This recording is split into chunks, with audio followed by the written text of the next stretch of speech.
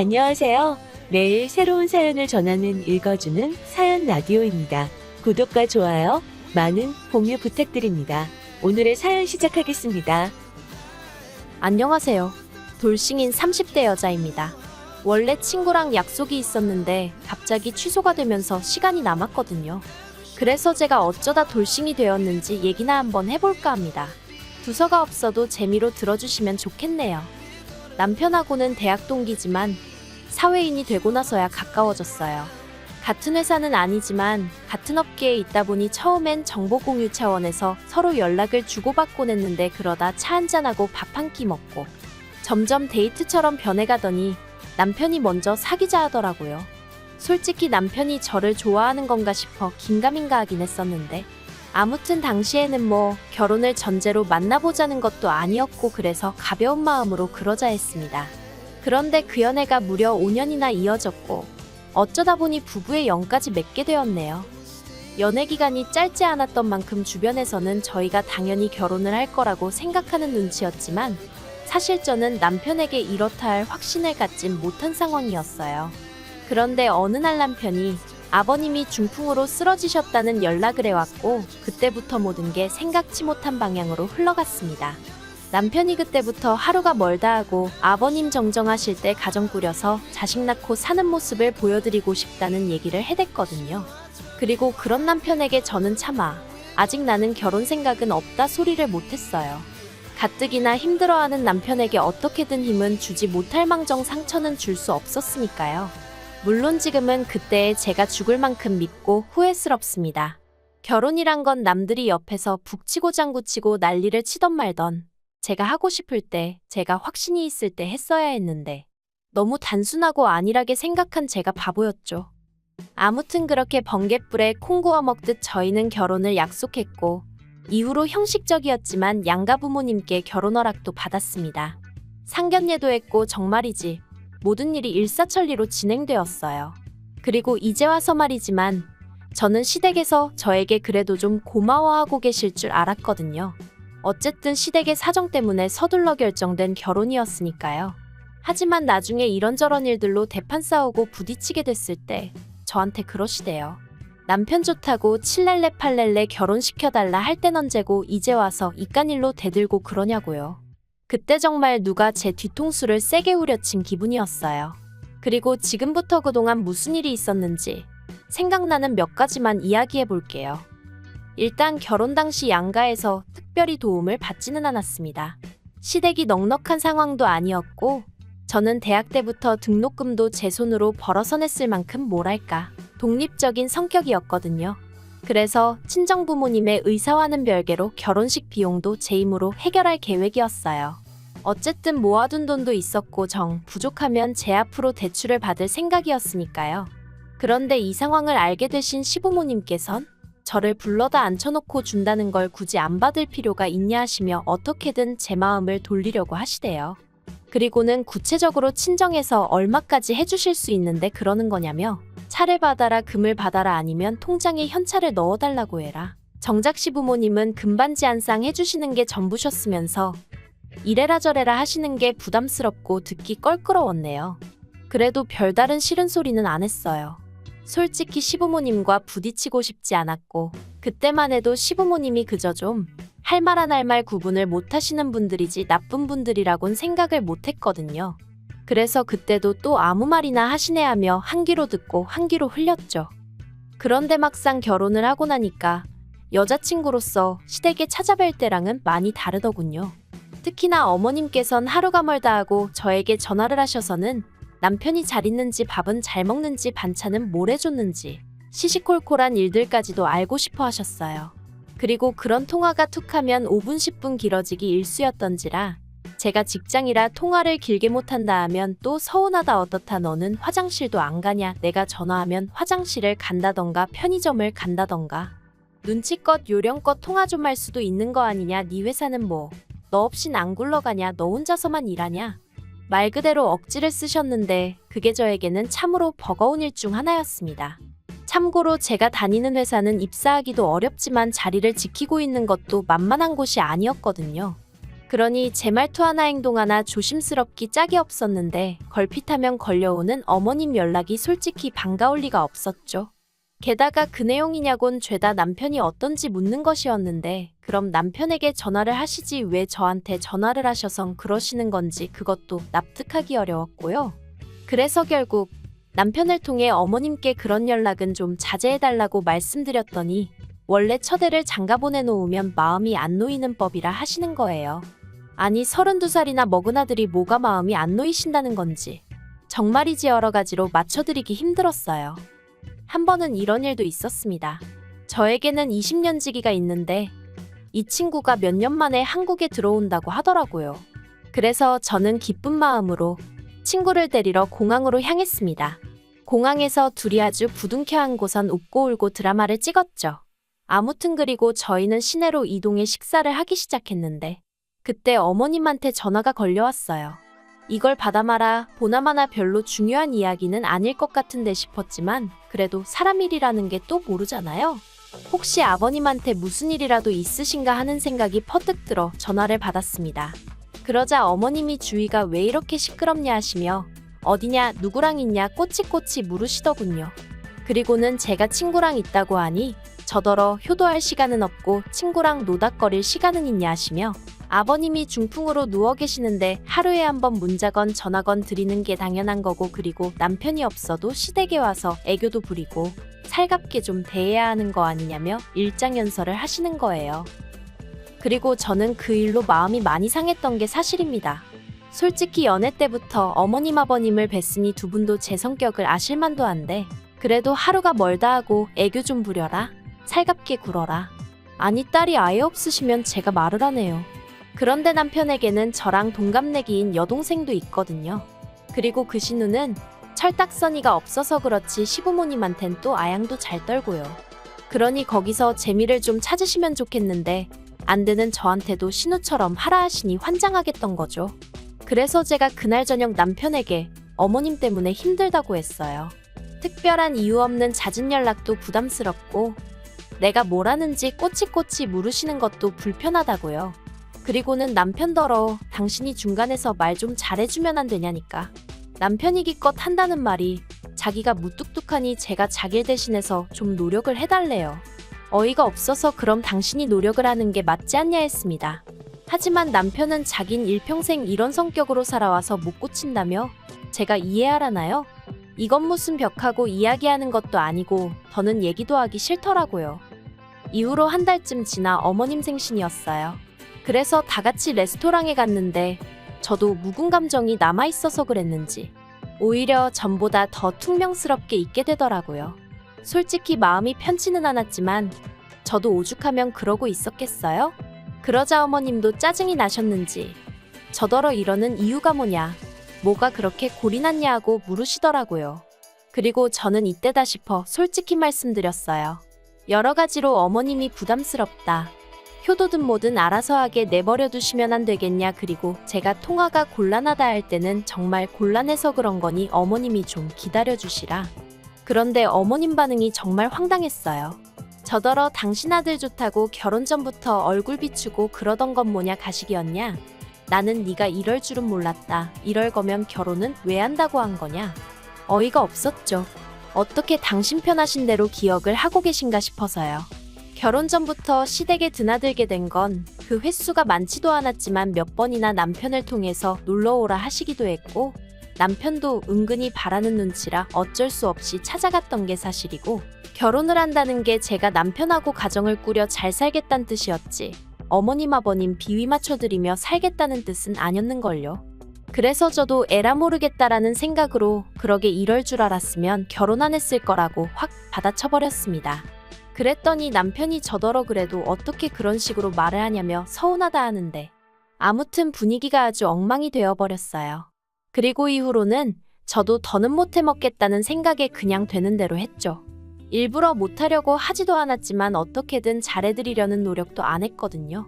그냥 남들 하는 만큼만 딱 그만큼만 어디 가서 욕먹지 않을 만큼만 하자 그렇게 태도를 달리하게 되더라고요. 그리고 그렇게 결단을 내리고 나니 어머님 아버님은 어떠셨는지 몰라도 저는 속이 편했어요. 어머님 아버님이 뭐라고 하시건 한 귀로 듣고 한 귀로 흘려버릴 여유도 생겼으니까요. 물론 남편은 처음엔 그런 저에게 서운해하는 눈치였지만 이내 상황을 인정하고 받아들인 건지 이후로는 시댁에 혼자 찾아가기도 하고, 그런데 그게 어머님은 못마땅하셨던 건지 하루는 제게 연락을 해오셨더군요. 그래도 어쨌든 한 가족인데 언제까지 이렇게 지낼 순 없지 않냐 하시면서 더는 저더러 이래라 저래라 하지 않을 테니 너무 그렇게 당신 아들 뒤에 숨어있지 말라나요. 솔직히 이게 사과인지 뭔지 싶었지만 그래도 이마저 모른 척하는 건 도리가 아닌 것 같았어요. 그래서 알겠다 하고 다시 한번 잘 지내보자 한 게 작년 가을이었네요. 그런데 시쳇말로 첫 끝발이 개끝발이라고 하죠. 그 말이 딱이더라고요. 결정적으로 제가 어머님이고 남편이고 오만정이 떨어지게 된 건 올해 초 제가 임신을 했었어요. 몸이 그렇게 힘들지 않아서 출산휴가는 최대한 늦게 쓸 생각이었고요. 그래서 그날도 평소와 다름없이 회사에 출근해 일을 하고 있었는데 어머님한테 다급한 연락이 왔어요. 아버님 상태가 평소와 다르다며 당장 집에 오라는 연락이었죠. 그래서 서둘러 바로 시댁으로 향했어요. 그런데 제가 올라탔던 택시가 뒷차에 받치고 말았습니다. 제가 피하고 말고 할 수 있는 일이 아니었지요. 교통사고 자체가 심각하진 않았지만 저는 결국 유산을 했고 아버님 임종도 지키지 못했어요. 그리고 이튿날 아버님 장례식장에서 저는 제 몸 하나 추스리지 못하고 있었기에 결국 방에서 쉬게 되었는데 그만 깜빡 잠이 들었던 모양이에요. 하지만 이내 소란스러운 소리에 잠에서 깼는데 살짝 열린 방문 틈으로 거실에서 어머님과 신우 그리고 남편이 나누는 대화가 들려왔습니다. 무슨 얘긴가 싶어 저도 모르게 본능적으로 숨죽이며 엿듣게 되었는데 제 임신이 어떻고 이야기가 오가더니 어머님께서 하신 말씀이 충격적이었습니다. 어머님께선 겨우 3개월이었지 않냐며 그때는 자다가 유산해도 모른다나요? 그런데 뭘 서있지도 못하겠다며 누워서 저러냐고. 지 시아버지 가는 길에 저런 생쇼를 한다면서. 그리고 옆에 있던 신우도 어머님 말이 맞다면서. 솔직히 우리 가족이나 되니까 새언니 저렇게 누워있어도 별말 안 하는 거지. 막말로 유산한 게 자랑이냐. 나 같으면 죄송해서 시댁 식구들 얼굴 쳐다도 못 보겠다. 정말 얼마나 억울하고 분하던지 심장이 터질 듯이 쿵쾅거리는 게 느껴졌습니다. 하지만 제 몸이 천근만근이기도 했고 저는 저대로 뱃속의 아이를 지키지 못했다는 죄책감의 그 분노를 표출할 기운이 남아있질 않았어요. 그냥 저를 둘러싼 모든 게 현실 같지 않더라고요. 그래서 이도저도 못하고 가만히 누워 눈을 감고 있었습니다. 어떻게든 최대한 제 감정을 추스려 볼 생각이었죠. 그런데 그때 남편이 자냐면서 방 안으로 들어왔어요. 그래서 제가 왜 그러냐니까 자기가 곰곰이 생각해봤는데 아이는 뭐 또 가지면 되지 않겠냐면서 저더러 너무 속상해하지 말라대요. 그리고 그때 문득 든 생각이 남편은 어떻게 보면 한날 아버지도 잃고 자식도 잃은 거잖아요. 그래서 나만큼이나 남편도 슬프겠구나 싶은 게 위로를 해주고 싶어지대요.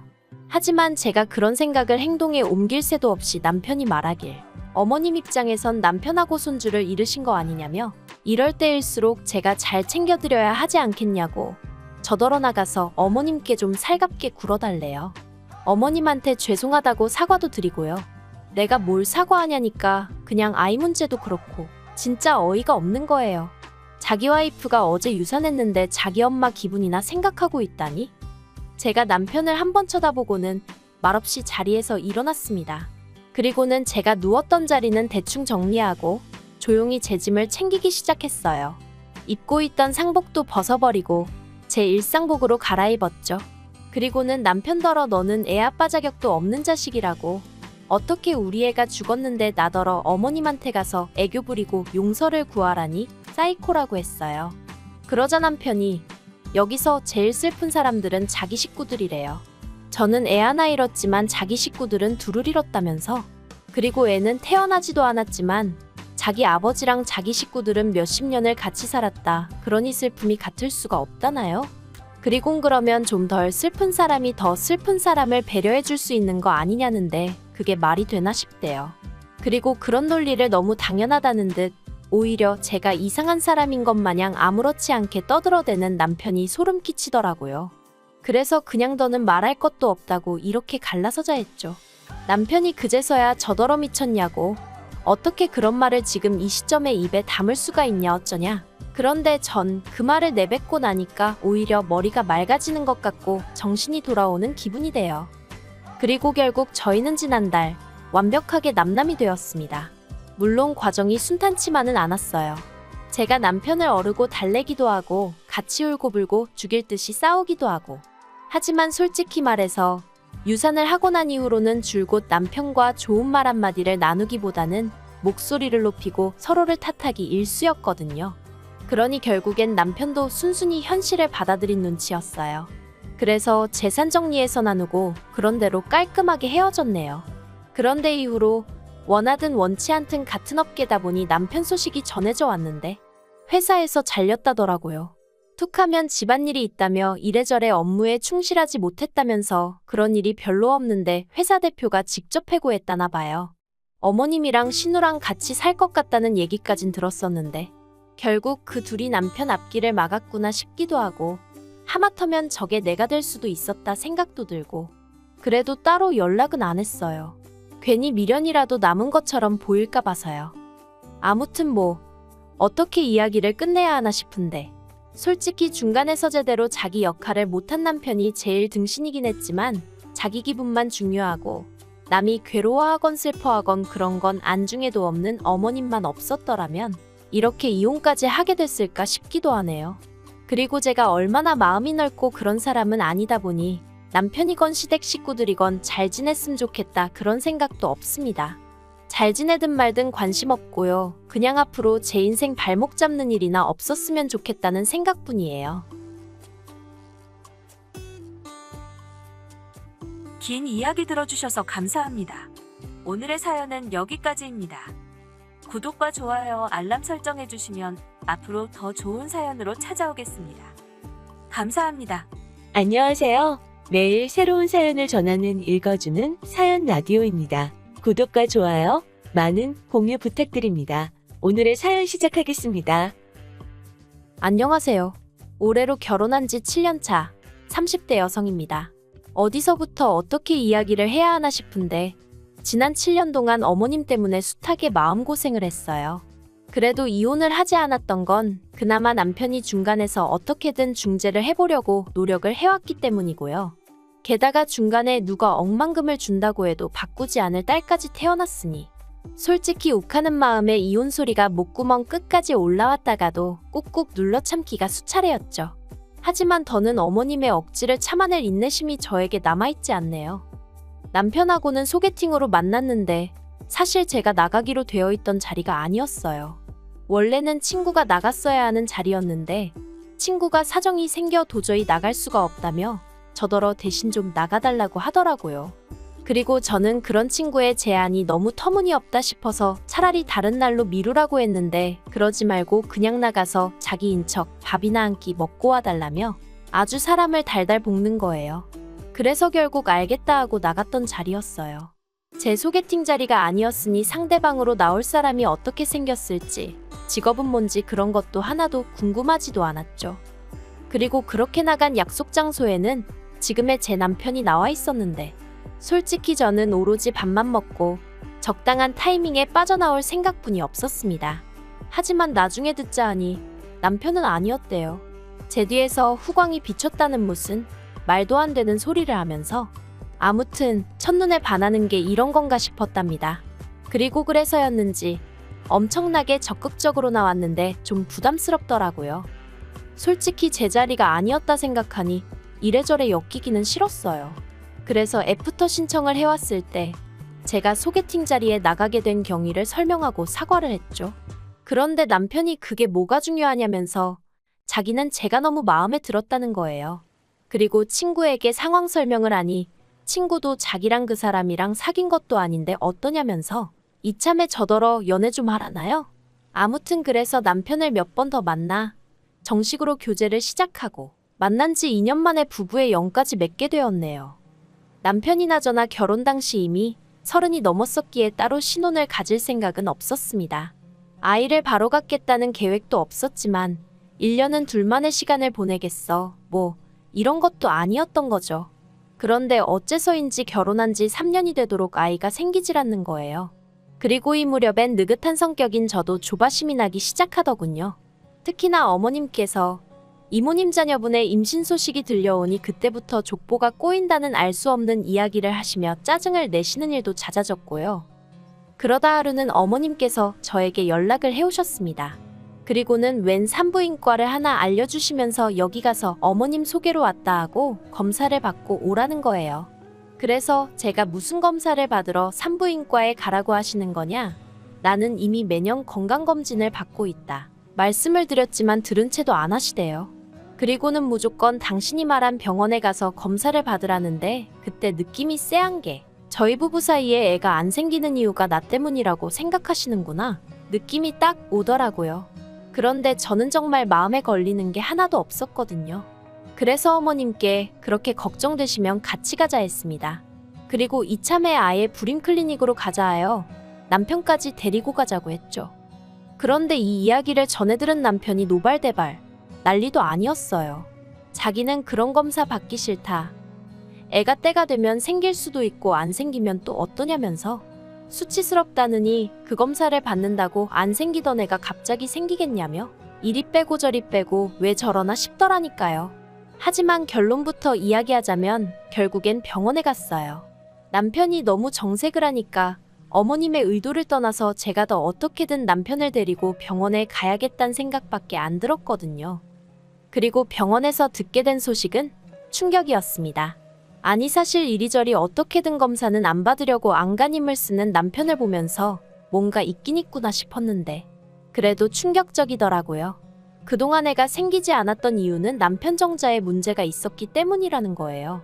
하지만 제가 더 충격을 받았던 이유는 남편이 이미 그 이유를 알고 있었다는 거죠.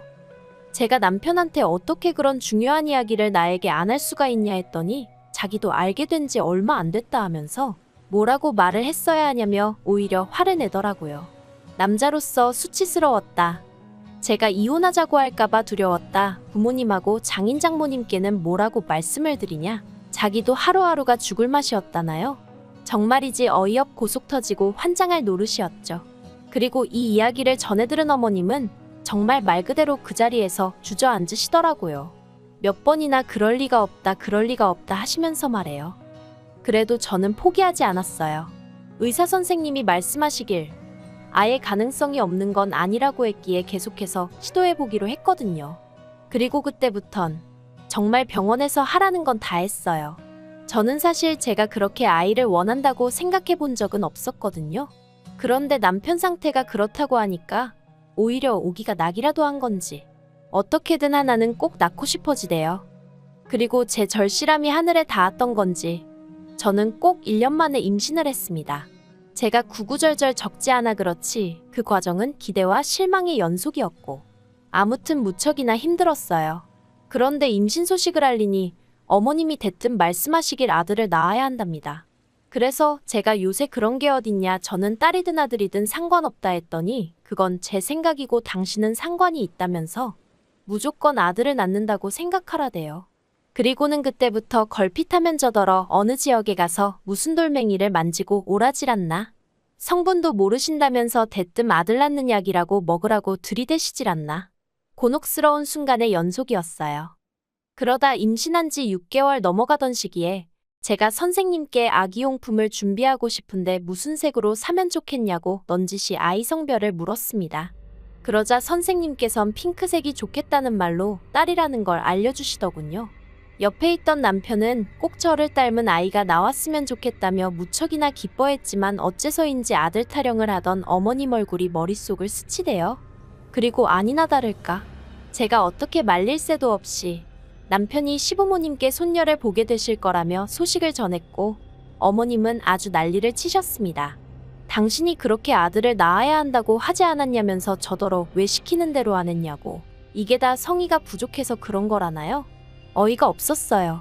하지만 뱃속에 아이가 듣고 있겠다 싶어서 처음엔 어머님께 어떻게 성별을 어머님이나 제가 마음대로 정할 수 있냐고. 기왕 손녀를 보게 되셨으니 손자 얘기는 그만하시고 앞으로 저희 딸 많이 예뻐해달라고 조근조근 말씀을 드렸습니다. 하지만 어머님도 그쯤에서 그만하셨으면 좋았을 텐데 계속해서 억지를 쓰시더라고요. 이게 다 제가 조상의 지혜를 무시한 탓이라면서 말이죠. 그래서 결국 참다 못한 제가 그렇게 지혜로우신 어머님께선 어쩌다 저희 남편을 정자도 제대로 못 만들어내는 인간으로 키우셨냐고 한마디 해버렸어요. 저도 말이 안 된다는 건 알고 있었지만 화가 나니까 아무 말이나 해버린 거죠.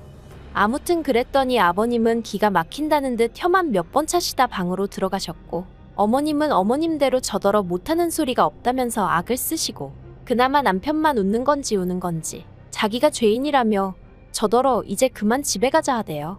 그래서 남편 손잡고 집에 왔고 그때부터 지금까지 어머님 아버님과는 꼭 필요할 때가 아니면 안 보고 사는 사이가 되었어요. 참고로 제가 아이를 낳았을 때도 아버님만 잠깐 오셔서 보고 가셨고, 어머님은 손녀는 필요 없다며 안 오셨지요. 한편 작년 겨울에 시동생이 이혼을 했습니다. 성격 차이라고 했는데 두 사람 사이의 일을 제가 어떻게 알겠어요. 다만 보통은 아이 양육권은 엄마가 가져간다고들 하던데 어째서인지 시동생네는 시동생이 아이 양육권을 갖게 되었더군요. 거기까지가 제가 아는 전부였고 솔직히 전 별 관심도 없었어요. 당장 저희 아이 키우면서 일하랴 살림하랴 제 코가 석자였으니까요. 그런데 이후로 또 몇 달이 지나 올해 여름이었습니다. 그날은 어머님 생신이라서 안 가볼 수도 없었고 그래서 애는 친정에 맡기고 시댁에 갔어요. 애를 안 데려간 이유는 간단했습니다. 시조카는 남자아이였는데 시부모님이 어찌나 그 애만 싸고 두셨는지 몰라요. 그리고 시부모님은 시조카는 엄마가 없지 않냐며 당신들의 행동을 정당화하셨는데 제 눈엔 그저 손자와 손녀를 차별하는 걸로밖에 안 보였거든요. 그래서 언젠가부터 시댁에 갈 때는 아예 저희 애는 친정에 맡기는 게 차라리 속이 편하더라고요. 물론 시부모님이 그렇다고 왜 저희 딸은 안 데려오냐 찾지도 않으셨고요. 아무튼 그렇게 시댁을 찾았는데 거기서 생각지도 못한 이야기를 듣게 되었습니다. 시동생에게 여자가 생겼다는 거예요. 시동생 회사 근처 관공서에서 일하는 아가씨로 9급 공무원이라며 본격적으로 사귀기 시작한 지는 3개월인데 벌써 결혼 이야기를 나눌 정도로 진지한 관계라나요?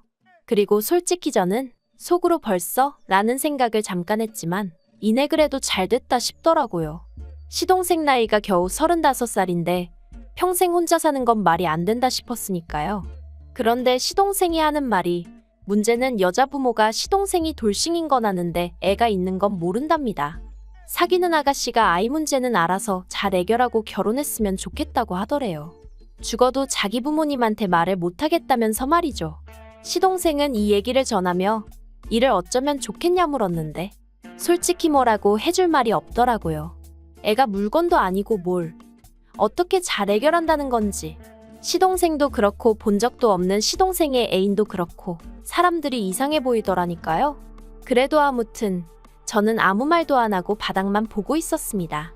그런데 그때 어머님께서 저희 부부를 향해 너희가 맡아서 키워주면 되겠네 그러시는 거예요. 순간 제 귀를 의심했습니다. 이게 무슨 소린가 뭘 맡아서 키우라는 건가. 그리고 이내 그게 시조카를 뜻한다는 걸 알아차렸죠. 그래서 제가 무슨 소리를 하시는 거냐고 절대로 안 된다고 못한다고 했어요. 그랬더니 어머님이 왜 못하냐대요? 아니 무슨 이유라도 필요한가요?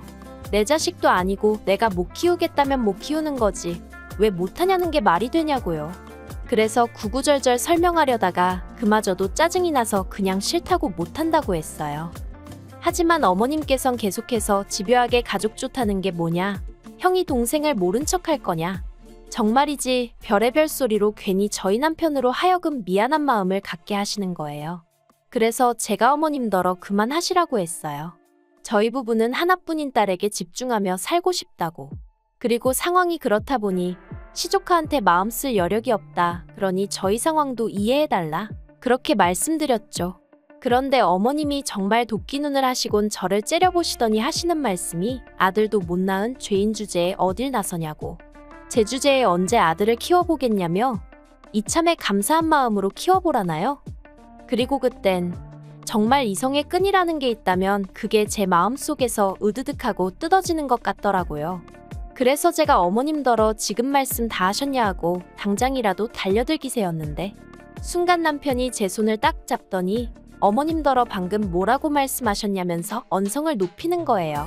그리고는 시조카가 불쌍한 건 알겠는데 그렇다고 왜 그 책임을 우리가 지라는 거냐면서 점점 목소리를 높이더니 가뜩이나 민수아들하고 우리 딸하고 차별하는 거 점점 심해져서 한마디 하려던 참인데 정말 너무하신 거 아니냐며 급기야 악까지 쓰더라니까요. 그래서 원래는 화를 내려던 제가 오히려 남편을 말리고 있었네요.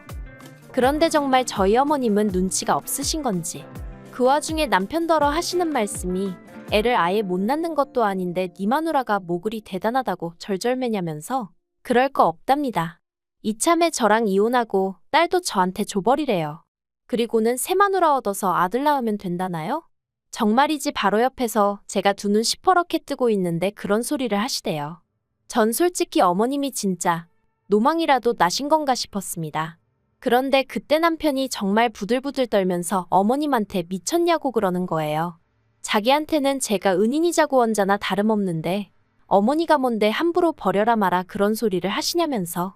그리고는 어머님한테 어머님 곁에는 아버지도 계시고 민수도 있고 끔찍히 아끼시는 손자도 있으니 얼마나 다행인지 모르겠다면서 자기한테는 저하고 저희 딸이 있으니 걱정 말라대요. 그리고는 앞으로는 자기 죽었다 생각하고 사시라고 딱 허리 90도로 숙여서 인사드리고 나오는데 괜히 제가 다 소름이 끼치더라니까요. 그리고 이튿날 어머님이 제 회사로 찾아오셔서는 1층에서 고래고래 소리를 지르시고 난리도 아니었습니다. 제 이름 석자를 부르짖으며 제가 모자 사이를 다 갈라놨다고 제 이간질 때문에 아들하고 생이별을 하게 되었다면서요. 환장하겠더라고요. 그래도 일단은 회사 경비원들이 어머님을 밖으로 내쫓기도 했고 제가 경찰도 불러서 소라는 어느 정도 진정이 되었는데 너무 분하고 쪽팔리고 미치겠는 거예요. 그래서 어머님을 명예훼손으로 고소하려니까 직계존속이라고 그것도 안 된다고 그러고 그래서 결심했죠. 저도 더 독하게 어머님하고 연 끊고 살겠다고 말이에요. 사실 연애 때도 그렇고 처음 인사드릴 때도 그렇고 아들 타령은 고사하고 손자의 시옷자도 말씀하신 적 없으셨어요. 그래서 어머님이 저렇게 손자에 집착하시는 모습을 보곤 저도 얼마나 놀랐는지. 그리고 저는 제 나름대로 현명하게 잘 대처해왔다고 생각했는데 시조카를 데려다 키우라는 이야기가 나온 걸 보면 제가 어지간히 등신처럼 참고 살았나 싶기도 하고 머릿속이 복잡합니다. 그래도 다행이라고 해야 할지 남편은 여전히 제 편이고 저 없이는 못 산다고 그럽니다. 딸아이에게도 누구보다 자상한 아빠이고요. 그래서 어머님 아버님 보란 듯이 남편하고는 더더욱 잘 살아볼 거고요. 참고로 그저께 어머님한테 연락이 오긴 했어요. 언제까지 서로 이렇게 날 세우고 살 거냐며 저더러 숙이고 들어오라고 그럼 이번 한 번만 봐주겠다는 말도 안 되는 얘기를 하시더라고요. 그래서 봐주긴 누가 누굴 봐주냐면서 어머님이야말로 정식으로 저하고 제 딸한테 사과하시라 했어요. 솔직히 남편 생각해서 적당한 선에서 그냥 제가 며느리니까 죄송하지 않아도 죄송하다 하고 조아릴 수도 있겠죠. 소위 그게 그림이 좋을 테니까요. 하지만 그랬다간 저희 딸이 천덕꾸러기 신세되는 건 시간 문제일 것 같아서 그러지 않으려고요. 저한테는 제 딸이 제일 소중하지 시부모님 기분 따위가 뭐 대수겠어요? 그러니 어머님이 만약 이 얘기를 듣고 계신다면 어떤 게 어머님한테 현명하고 옳은 길일지 곰곰이 생각해 보셨으면 좋겠습니다. 그리고 이건 여담으로 시동생은 그 여자랑 헤어졌다고 남편에게 전해 들었어요. 역시나 시조카 문제가 어떻게 해결이 안 됐던 거겠죠. 아니 까놓고 말해서 재혼할 때 데려가지도 않을 거면 뭐 한다고 동서한테서 양육권을 가져온 건지. 아무튼 제 알바는 아니지만 어머님이고 시동생이고 죄다 어이가 없네요. 긴 이야기 들어주셔서 감사합니다. 오늘의 사연은 여기까지입니다. 구독과 좋아요, 알람 설정해주시면 앞으로 더 좋은 사연으로 찾아오겠습니다. 감사합니다.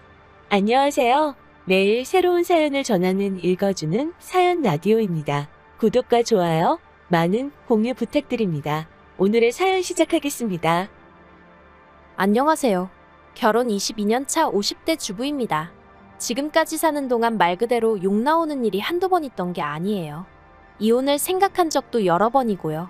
하지만 그럴 때마다 정말 애 하나 보고 버텼습니다.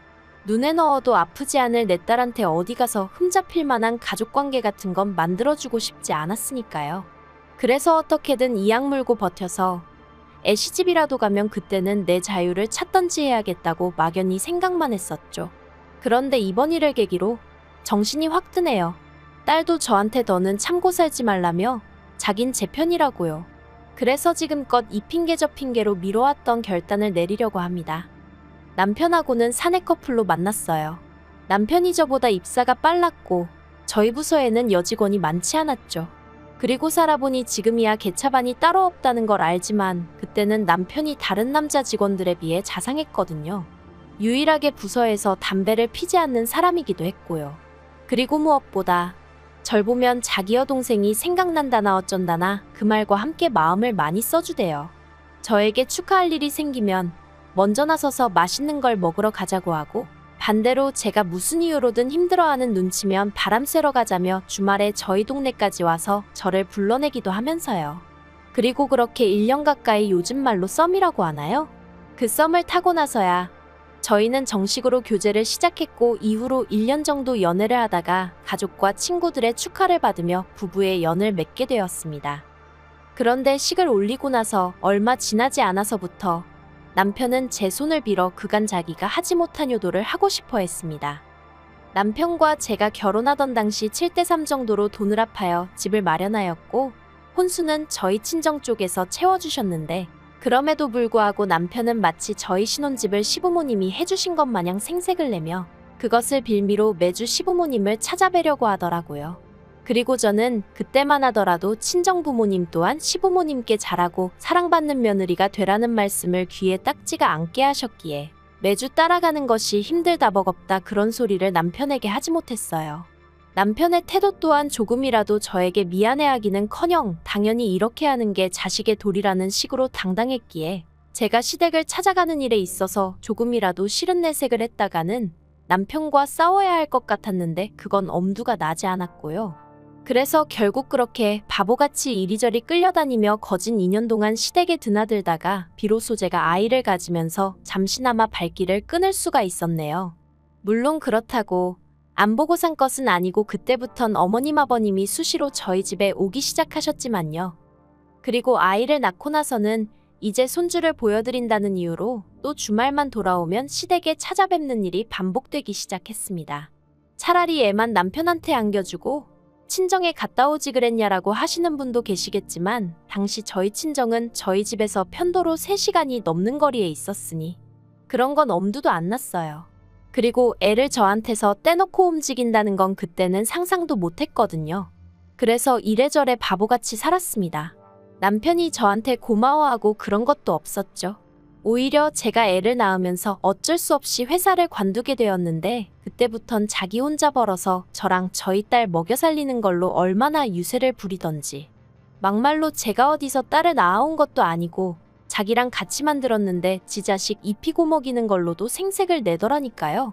그때 진짜 치사하고 더럽다는 게 어떤 건지 제가 뼈저리게 느꼈어요. 그래서 애 5살 되던 해부터 저도 다시 일을 시작했습니다. 그래도 다행히 운이 좋아서 남편이랑 다니던 직장보다 더 좋은 데로 들어갔어요.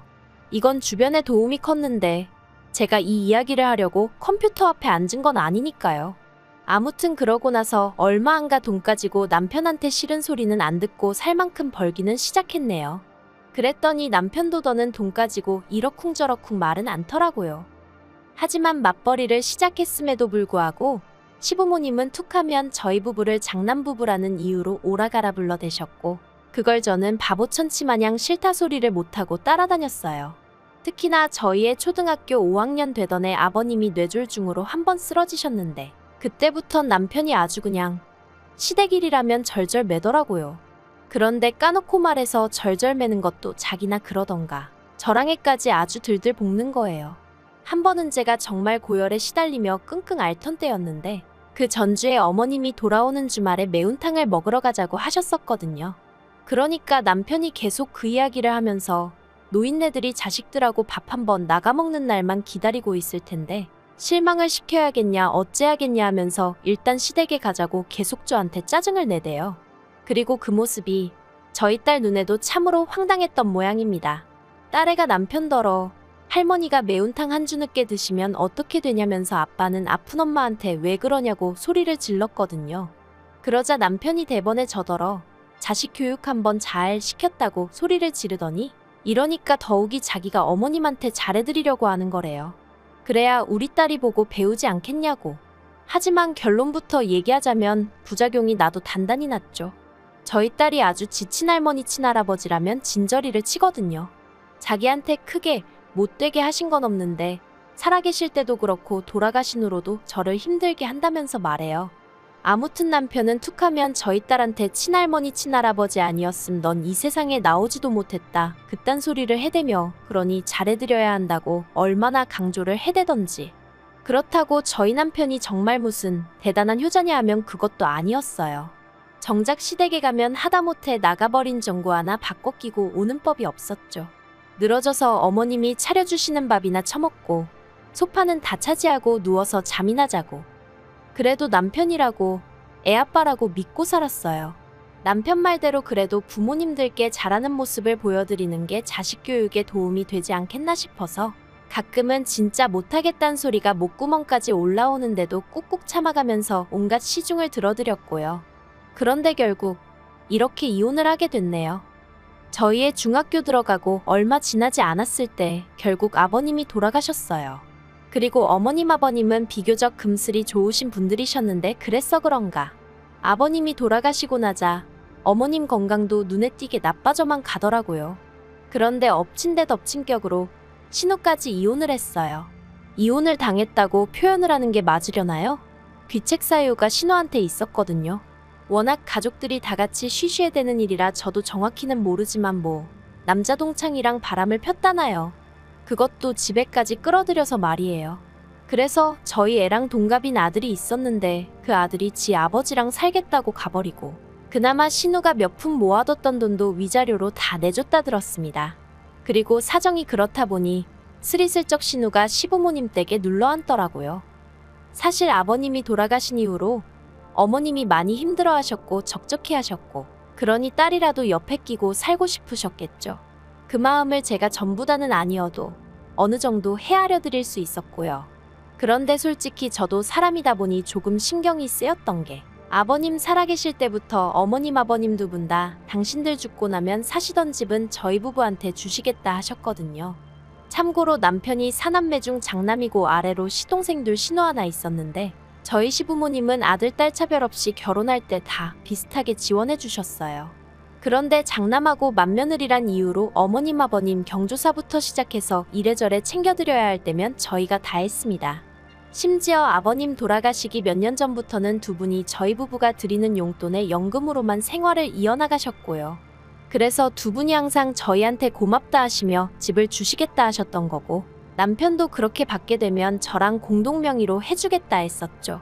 그리고 전 솔직히 어머님 아버님 말씀이고 남편의 공동명의고 100% 믿지도 않았지만 그렇다고 기대가 없던 것은 아니었어요. 주시면 감사히 받아야지라는 생각을 하면서도 동시에 너무 기대하지 말자, 기대가 크면 실망도 크다 이런 식으로 생각했달까요? 그런데 갑자기 신우가 들어와서 살기 시작하니까 솔직히 찜찜하더라고요. 그런데 신우는 신우대로 이혼의 충격 때문인지 직장도 관둬버리고 이후로 정말 어머님한테 빌부터 살기 시작했습니다. 이렇게 표현하고 싶진 않지만 정말 흡혈귀 같다는 생각을 했어요. 하루가 다르게 기력이 다해가는 어머님이 안쓰러워 반찬이며 과일이며 챙겨다 시댁에 갖다 두면 신우가 다 처먹어서 이틀을 못 가더라고요. 게다가 그 와중에도 피부과를 다니겠니 뭘 하겠니 하면서 어머님한테 돈을 뜯어가지를 않나. 그리고 아무리 저희 부부가 용돈을 드리고 있었다곤 해도 그 돈을 가지고 어머님더러 여기다 쓰시라 저기단 쓰지 마시라 그럴 수는 없는 노릇이잖아요. 그러니 보고 있으면 갑갑하고 열불이 올라와도 어떻게 티를 낼 수도 없었죠.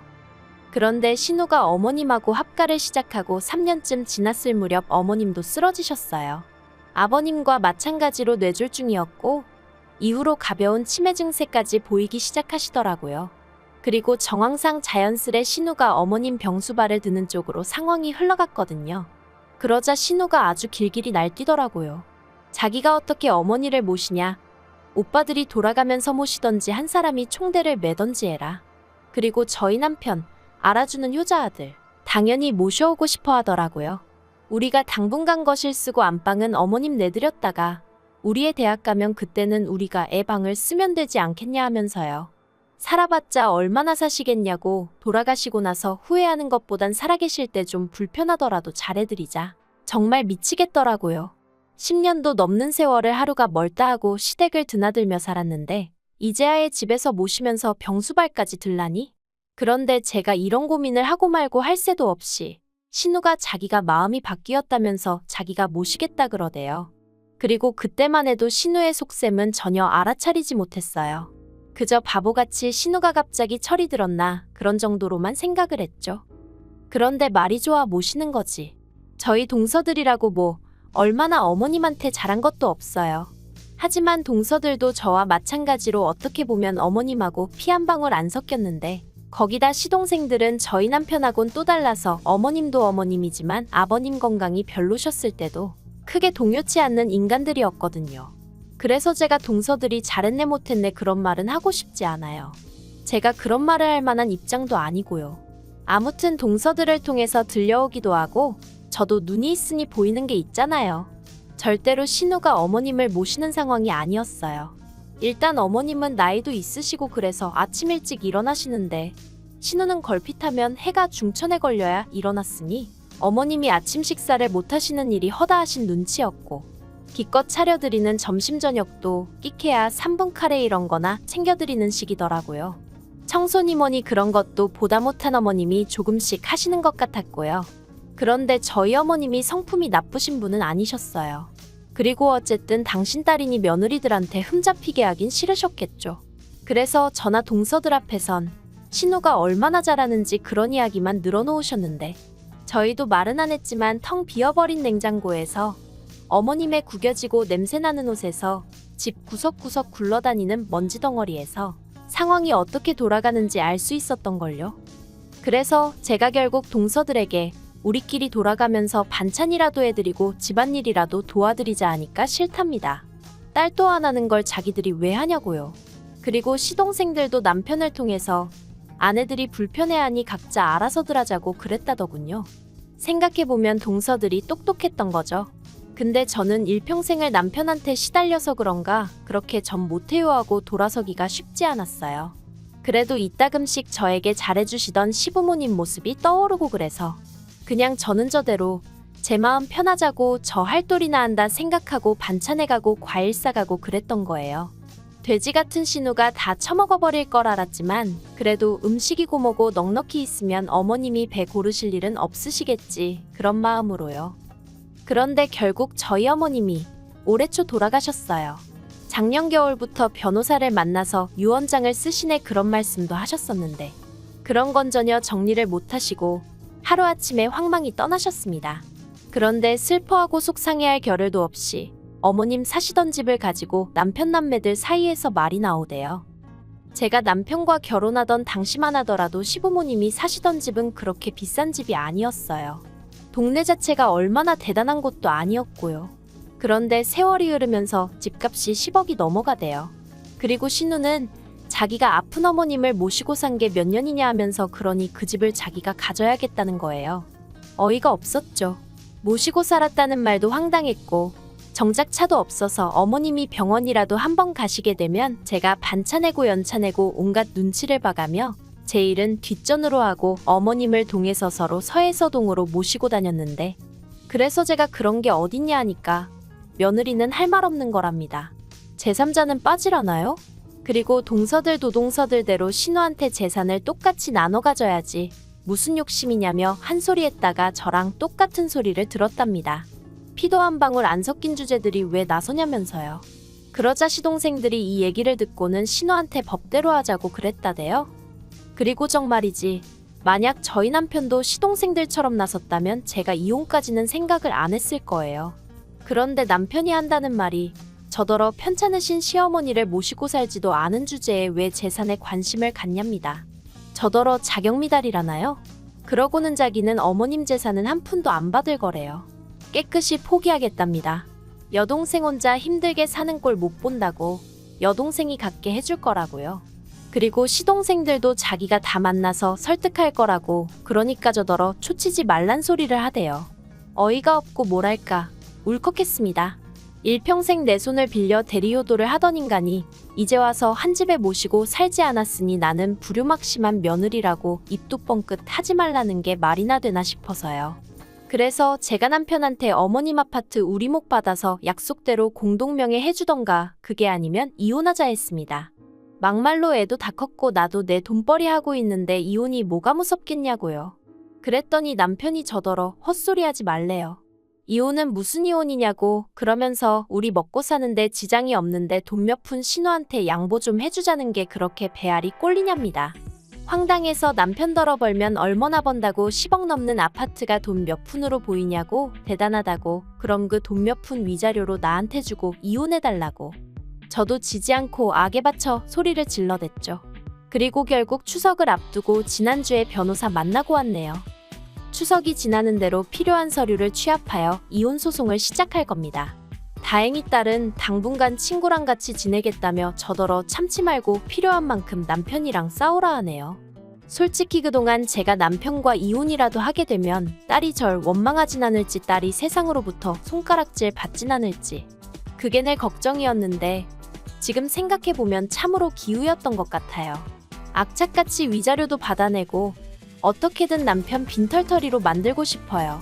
딸도 이제 성인이겠다. 남편하고 보고 살든 말든 저는 아무런 중재도 안 하렵니다. 몇 번이나 지아빠 때문에 남자가 싫다는 딸을 어르고 달래며 남편의 좋은 점만 말해주고 그랬는데 그것도 별 소용이 없을 정도로 딸이 보기에도 남편이 참으로 못났던 모양이에요. 아무튼 어떻게 마무리해야 하나 싶은데 지금이라도 제 인생 찾으려고요. 지나간 세월을 생각하면 제가 했던 노력과 고생을 생각하면 분해서 심장이 터질 것 같지만 그래도 지금이라도 정신 차려서 다행이다 생각하고 앞으로 나아가려고요. 아, 그리고 남편이 시동생들한테 재산을 신우한테 몰아주자 어쩌자 소리했다가 욕을 어지간히 먹은 모양이에요. 특히나 셋째 시동생이 저만 보면 자기 형 때문에 형수인 제가 고생이 많다 어떻다 말이라도 그렇게 해줬었는데 이번에도 따로 연락이 와서는 이혼하는데 자기 도움이 필요하면 말하랍니다. 그간 자기 부모님 살아계실 때 형수가 참으로 잘해드린 거 안다면서 지금이라도 마음 편하게 살라고 자기가 응원하겠다면서 말이에요. 이런 위로를 남편한테 받을 수 있었으면 좋았을 텐데 지 잘난 맛에 사는 남편이라도 지 동생들한테도 다 팽당하고 와이프인 저한테 팽당하고 자기 딸한테 팽당하면 정신 좀 차리겠죠? 그래봤자 버스는 이미 떠났겠지만요. 긴 이야기 들어주셔서 감사합니다. 오늘의 사연은 여기까지입니다. 구독과 좋아요, 알람 설정해주시면 앞으로 더 좋은 사연으로 찾아오겠습니다. 감사합니다.